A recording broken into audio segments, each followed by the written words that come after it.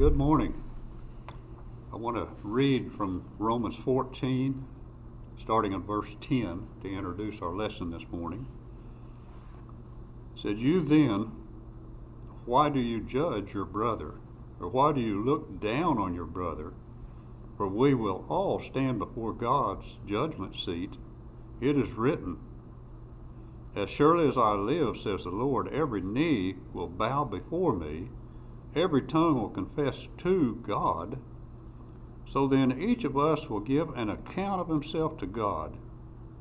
Therefore let us stop passing judgment on one another. Instead, make up your mind not to put any stumbling block or obstacle in your brother's way." What's he trying to tell us? Simply to love our brother and to treat him like we would if we were dealing with Jesus himself. Here's some examples I'd like to share with you. This mother stood before the judge with tears in her eyes. She almost shouted, "Your Honor, Harold is not responsible for all those horrible things they said he did. Those bums he has been running with are to blame." Does that sound like some of us? An angry mother shouted at a high school teacher, "You're the reason Mary is not passing in school." This young boy tells his mother after she scolds him for being late, "Well, the others wouldn't let me leave until the game was over." A man fresh from a divorce court spends his time telling anyone who will listen how his wife is responsible for the fact that he ran around with her with other women. This church member had stopped attending services. Upon being visited, she simply said, "The members of the church are snobs. They drove me away with their lack of friendliness." This middle-aged man curses his boss because he's not given a raise. His favorite line is, "The boss just doesn't like me."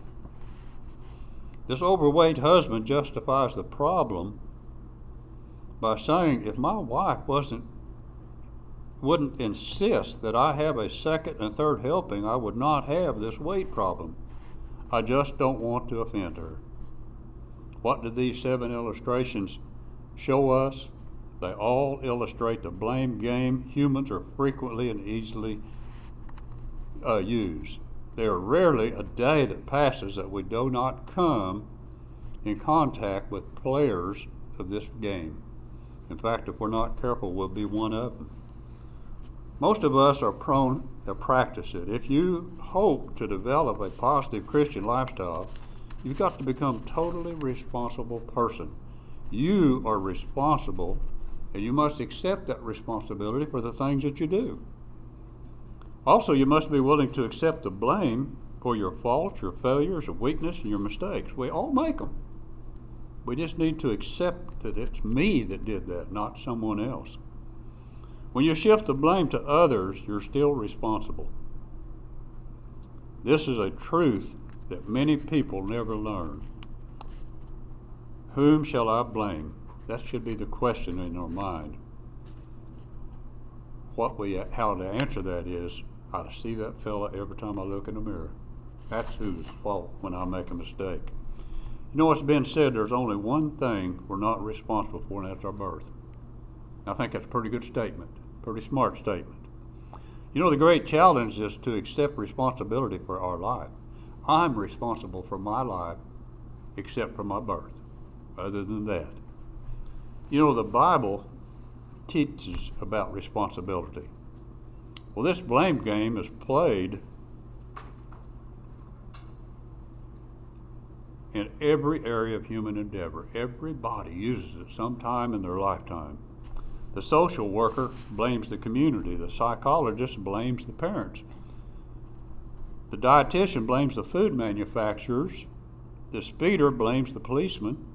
The loser blames bad luck. It's always bad luck. Not my fault. The pessimist blames fate, and the Christian blames God. I've heard people say, "Well, God, why did you make me do that?" God didn't make us do anything bad. We chose to do it. The sinner blames the devil, and on it goes.